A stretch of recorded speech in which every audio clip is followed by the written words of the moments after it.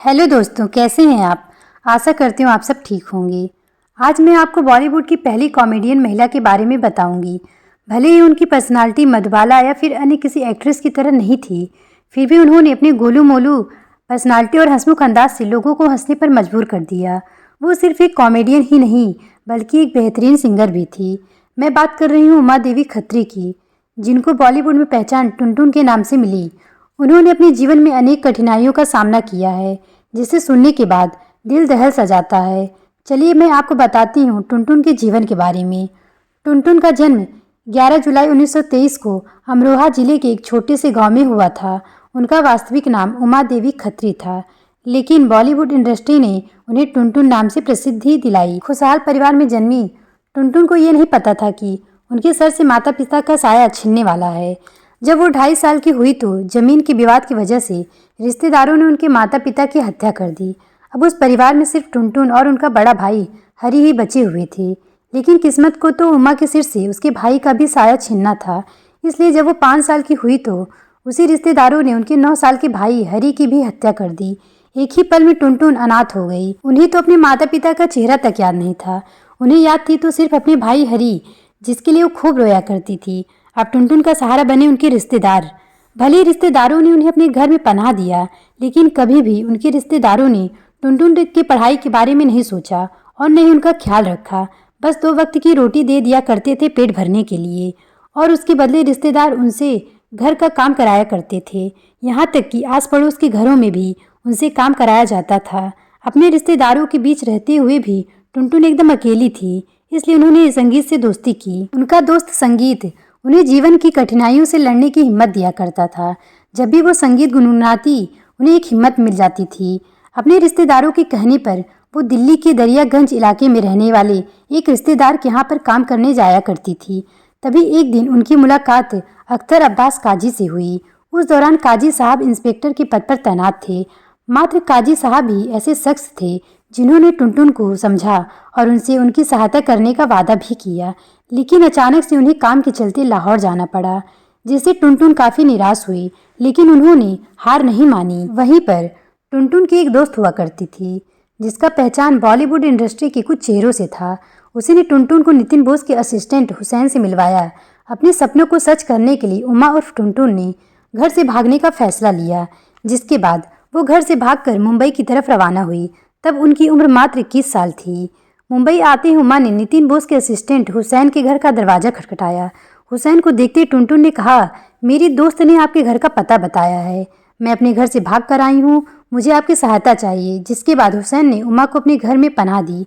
इसके बाद उमा की सबसे पहली दोस्ती फिल्म इंडस्ट्री के अभिनेता और निर्देशक अरुण आहूजा और उनकी पत्नी निर्मला देवी से हुई। अरुण आहूजा और निर्मला देवी मशहूर एक्टर गोविंदा के माता पिता थे। उन्होंने ही उमा को कई निर्माता और निर्देशक से मिलवाया। उस दौरान अब्दुल रशीद कारदार फिल्म दर्द बना रहे थे। जब इस बात की खबर उमा को लगी तो वो अब्दुल साहब से मिलने चली गई।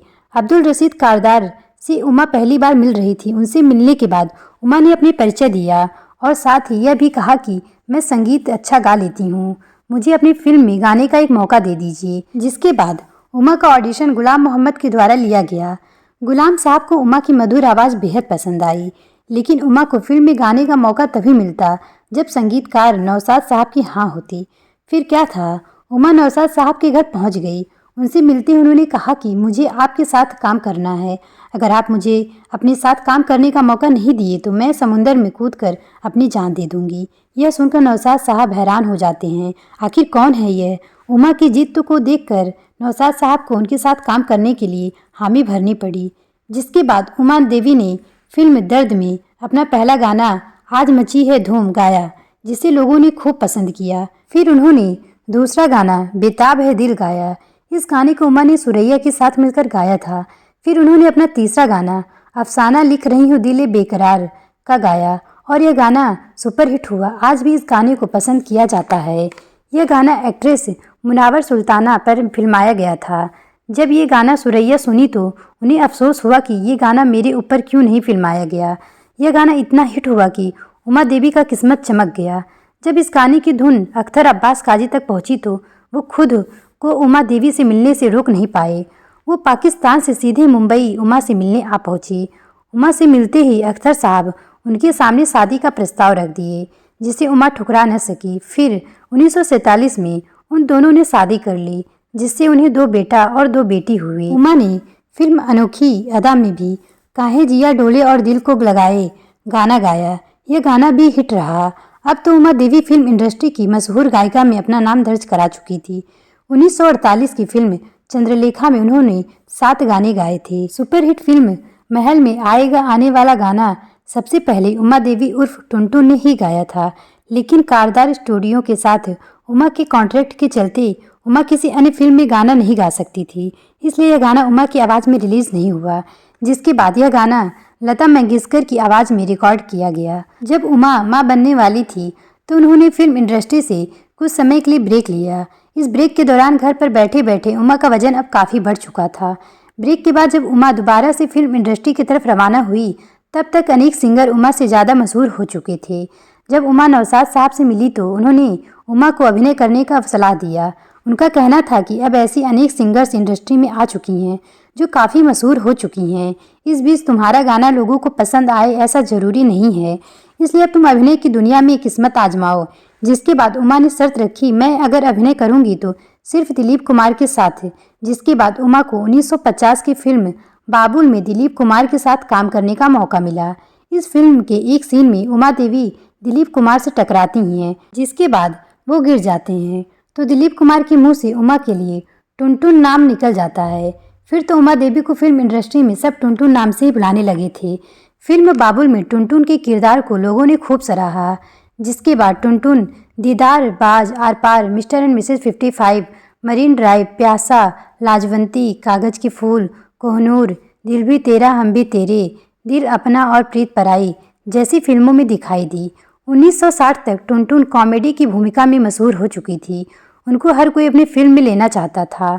उन्होंने करीबन 200 फिल्मों में काम करके दर्शकों को हंसाया। उनकी आखिरी फिल्म कसम धंधे की थी।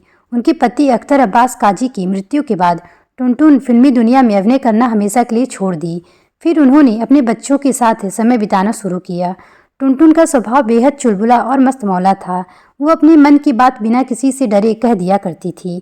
उनके मस्तमौला अंदाज को फिल्म इंडस्ट्री के लोग काफ़ी पसंद किया करते थे। अपनी लंबी बीमारी के चलते टुनटुन 23 नवंबर 2003 को दुनिया को अलविदा कह गई। भले ही टुनटुन को किसी अवार्ड से सम्मानित नहीं किया गया, लेकिन फिल्म इंडस्ट्री की पहली कॉमेडियन के रूप में प्रसिद्ध होना टुनटुन के लिए किसी अवार्ड से कम नहीं है। तो कैसी लगी आपको उमा देवी उर्फ टुनटुन की जीवनी, हमें कमेंट करके बताएं।